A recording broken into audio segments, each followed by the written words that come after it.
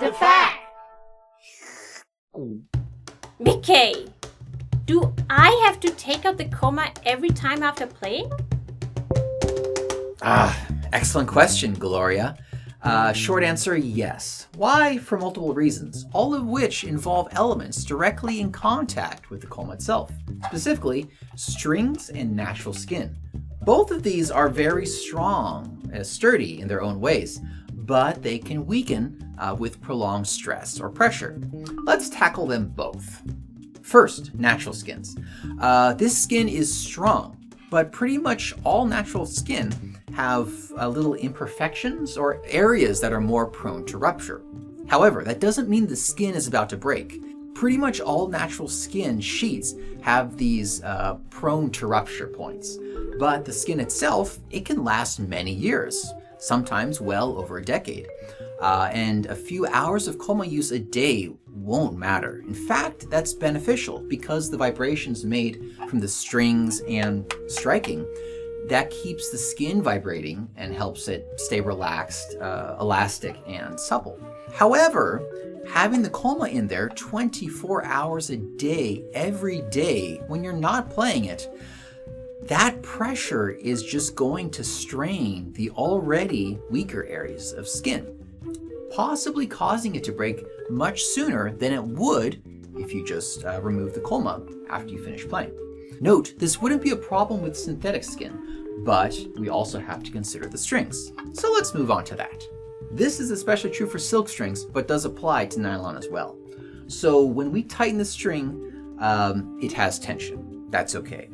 Then when we add the Koma, that's also increasing tension, but is focusing that tension on this tiny area where the string is in contact with the Koma. Again, no problem if you take the Koma out when you're done playing.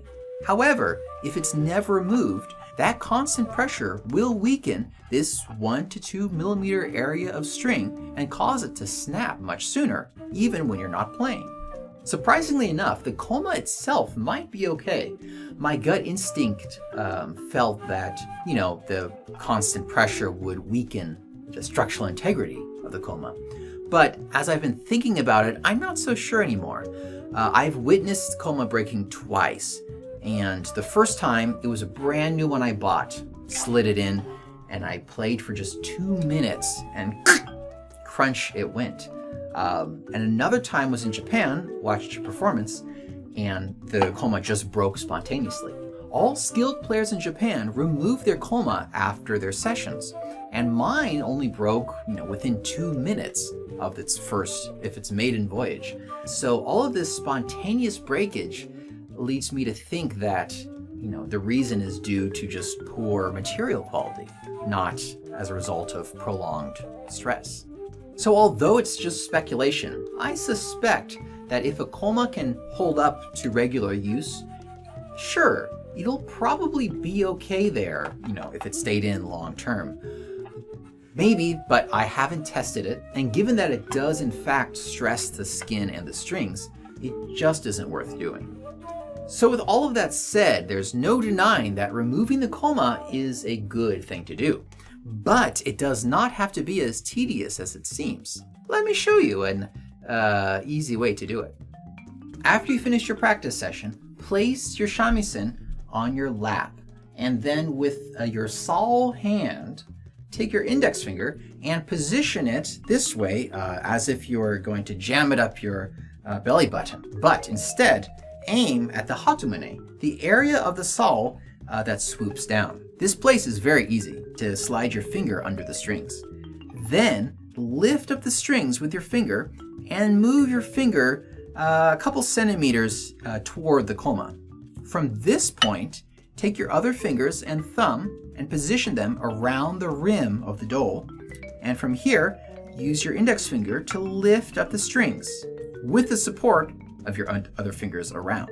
Then with your bachi hand, you can slide the Koma out with no resistance from the strings. It's the same method for putting the Koma back in. Just lift the strings, push the Koma in, and then lower the strings.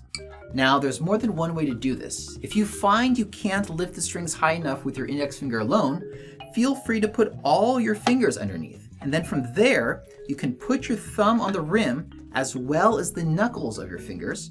And from there, you can get a lot more support. And from there, you can use your fingertips to raise the strings. And with your bachi hand, slide the koma out, like so. Now, a lot of players will remove the koma by forcing it through the strings. One method is gripping it from the sides and pushing it, pulling it out this way.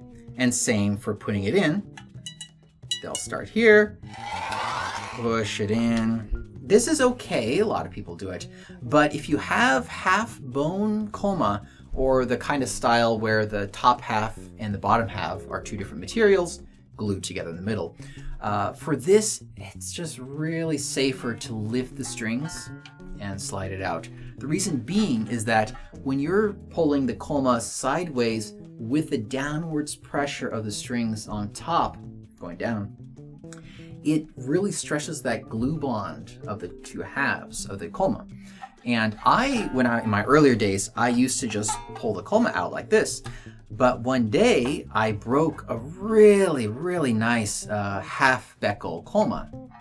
And it was so disappointing.